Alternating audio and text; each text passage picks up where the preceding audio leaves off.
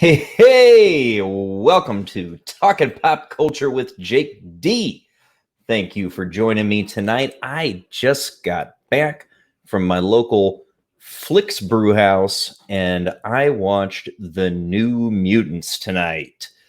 So, start out with what was the experience at the theater like? So, first, this was not the first movie I'd been to since theaters reopened. The first one I went to see was Raiders of the Lost Ark a couple of weeks ago. It was a lot of fun. I went over to a local Cinemark for that one because the Flicks hadn't reopened until tonight. And the first theater experience with Raiders, beyond it just being seeing Raiders, which is freaking amazing, was good, right? I mean, overall, it seemed like a lot of people weren't necessarily going back to the movies yet, and they gave us good deals on the tickets. Popcorn and drinks were both a little cheaper than they were before all this craziness with the beer bug. And, overall, it felt like a pretty normal theater experience. Now, Flicks made a few additional changes to how they do the whole movie-going experience that was, I guess expected because they held off longer before they did the reopening, which kind of surprised me. They changed sort of how they take your order for your food and, deliver your food and drinks to your seat and things like that. But, overall, it was largely the Flicks experience that I remembered and enjoyed. And, certainly overall, it was pretty much just like it was back in February for the most part. It's slightly different. They're being a little more careful about contact with you, but you still getting your food. You got a paper menu instead of the old nice menus, which, we're seeing that everywhere. If you've been to a restaurant, you've seen how they're doing that, the one-time use menus and those sorts of things. But they had pretty much the full food menu. The people were very, very nice. The policy, of course, is when you're walking around in the theater, you've got to have your mask on.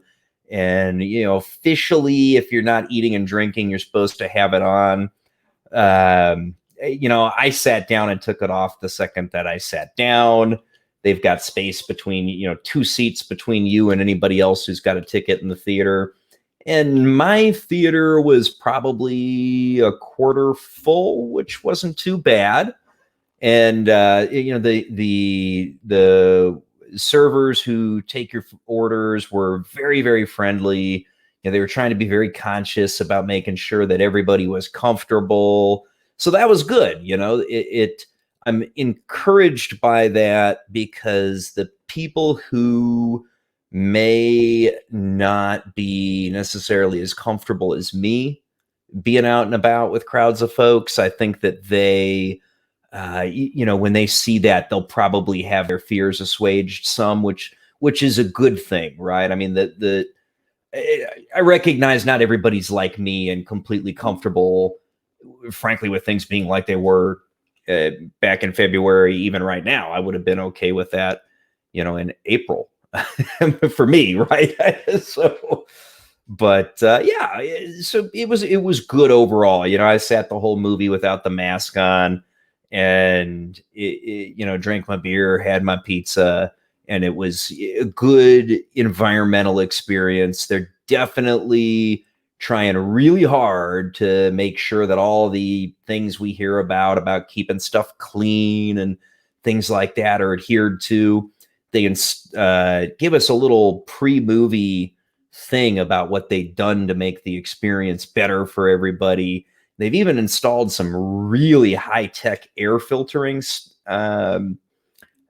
technology that supposedly takes most of not just bacteria and viruses and things like that out of the air, but allergens and just anything. So it was a very clean experience. It was a very comfortable experience, and Flicks definitely went the extra mile to try to make their customers comfortable. And that was good. It was important to me because I want other people to want to go back to the movies. All right, so New Mutants. this is a film that has been plagued with production problems. You'll probably remember that it was supposed to originally premiere, 2 years ago, maybe longer than that. And it's been through just production hell in the meantime. There's been, clearly there were multiple creative teams that had input on the film. Overall grade, I would give the movie, I would put it at probably a B minus category, a 6.5, 7 out of 10, maybe. And overall, decent movie. If you want to get back into a theater, you can get a ticket that's not ungodly expensive, and you just kind of want to get out there with, take your significant other with you to go see a show. It's not a bad movie. Is it something that's going to be remembered, and turn into a cult following down the road? I don't think so. There were definitely some really good moments in it. I was particularly excited about this movie and the concept when I heard about it, because when I was a kid, the very first comic book that I ever purchased was a New Mutants. And it was, kind of my introduction to comic books in general was the New Mutants. And so getting to see that particular book adapted to the screen was something I was looking forward to. I didn't know how well the idea of trying to make it almost a horror movie was going to work.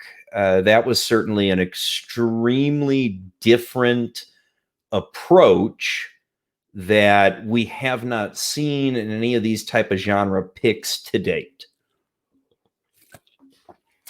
Sorry, need my talking fuel, little Diet Mountain Dew here.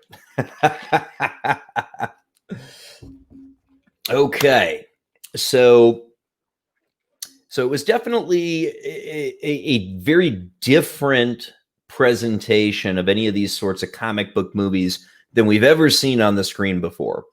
You got some okay performances, some Maisie Williams did well. Liked her. She is a good actress.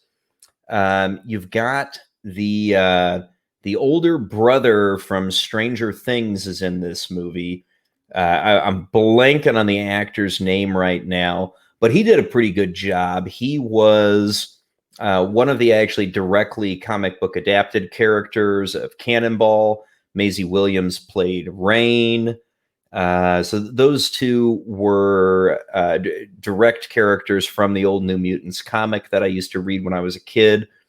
The other characters that they had in there were more forgettable, and they also weren't, at least when I picked up the book in the I don't know, the 50s or the 60s, something like that. They weren't part of the team when I started reading the book. I don't know if they maybe had been previously and phased out, or if these were just new creations. Honestly, I didn't look into that too much because I just sort of wanted to see the movie. And your general premise of what's going on is these kids have been locked up in a facility because they were dangerous, and every one of them, you find out, killed people when they first expressed their powers, which was, it's something that they touched on in the books, but really made it a part of how you got where you were in this movie. You're overseen by a singular doctor in this rundown facility that they call a hospital to try to make them better.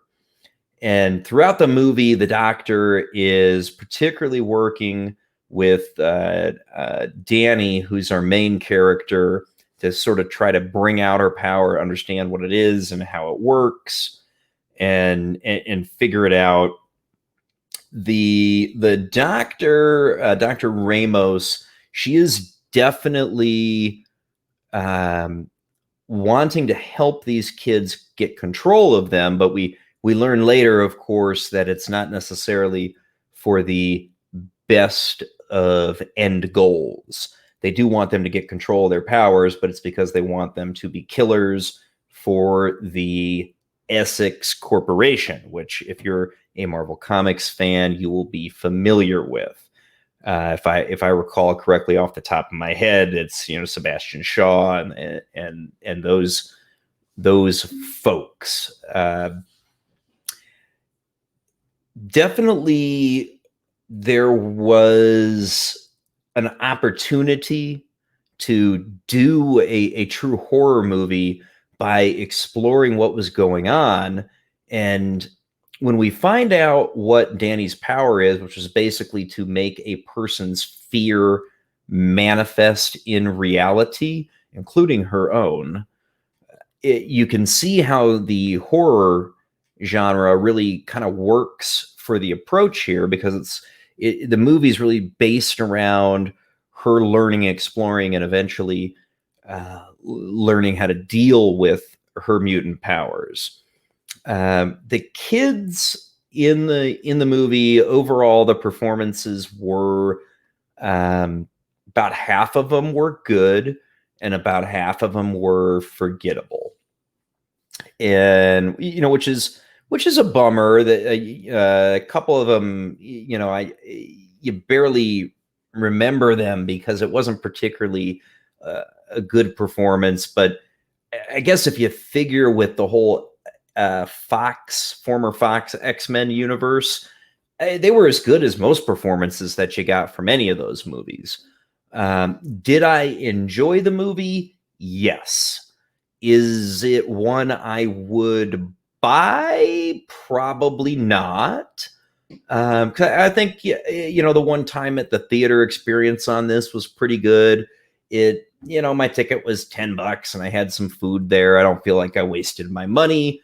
I had a good time, and it was an okay movie, which, that's better than you can say for some of the Fox Universe X-Men movies. A couple of them sucked. This one was okay. So it's better than some. Certainly not as good as First Class. Certainly no Logan, but it was all right. It was all right. And that is, being the first new movie I've seen in months, I'm okay with that. So am I maybe being a little more positive than others simply because I enjoyed the experience of going back to the theater? There might be some of that going on here. Distinctly possible. That's part of why I'm having a relatively positive reaction, because it was just cool to go see a new movie in the theater. I mean, I was happy just to do that. With a better director with more focus in charge of this thing, could this have been a really good movie? Yeah, it had the potential to be. It's pretty clear to me that this was intended to be sort of the next thrust of the Fox X-Men universe, because they definitely set this up for this group to go out and have some more adventures and experience down the line. We're never going to see it, which is kind of a bummer, because there was definitely some opportunity there. And were there any issues with identity politics in the movie? I am happy to say no. There was definitely an intentional inclusion of a coming of age LGBTQ experience. Yeah, that was there, but it felt pretty normal to me. It didn't feel particularly forced. I mean, it was certainly intentionally chosen to be added in. I would suspect for those agenda type reasons. I don't think that that's a stretch, but I do think that they did it well, and it wasn't anything that made you say, oh God, what is this doing in here? Those sons of bitches. It wasn't that kind of identity politics inclusion. Was it necessary for the plot? No. But did it detract from the overall story? Also, no. So that's in there. Just want to make sure to throw that out because there's certainly people who might key on to that. It's about halfway through the movie, give or take, when you're introduced to it. And to an extent, it's kind of right there in the middle of the second act. And, that's part of the story. It's certainly in there. The climax of the movie was done pretty well. I was a fan of it. I enjoyed it.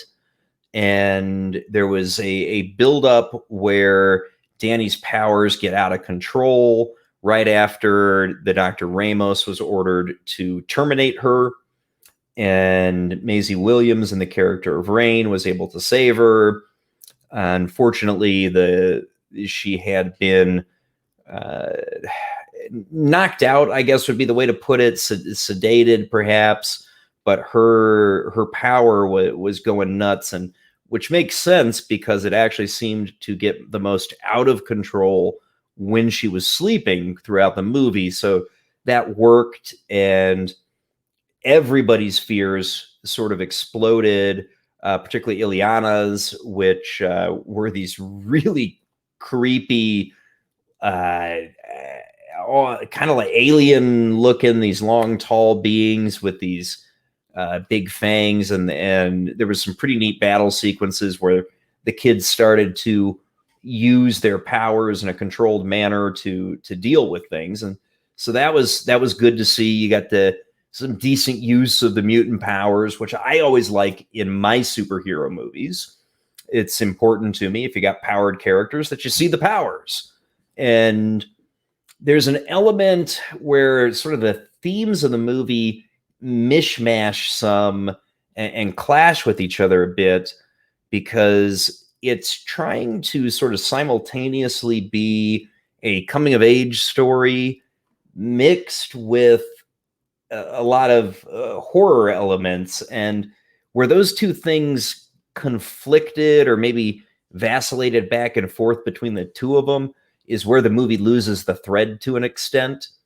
And so that didn't work well, but it was certainly, I think, a consequence of the fact that there wasn't really a strong guiding hand for this movie throughout its production and post-production, and the hell that it's been in for the past 2 years, just trying to make it to that theater screen that I saw it on tonight. And, again, with a stronger director, these are going to get sorted out better, and you're going to end up with a better movie. But it wasn't bad. I mean, I really did enjoy it. So that's my initial reaction, my take. It kind of just bubbling off my chest as I return home from the movie. Overall, good show. I enjoyed it. It's worth going to see. It's not a classic, which for the first new movie I've seen at a theater in months, I'm okay with that. I'll take it. I will take it.